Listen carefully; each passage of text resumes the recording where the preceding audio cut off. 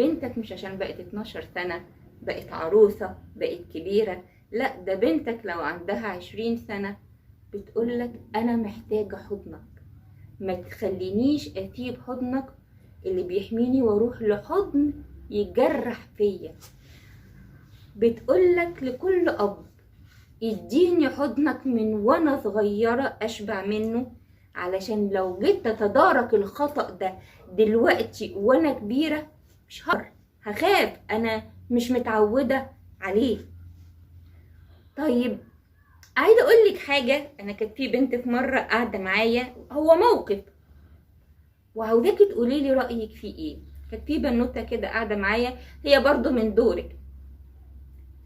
بالرغم من ان كان ليها بعض المشاكل الخاصة برضو، الا انها جت تقول لي في مرة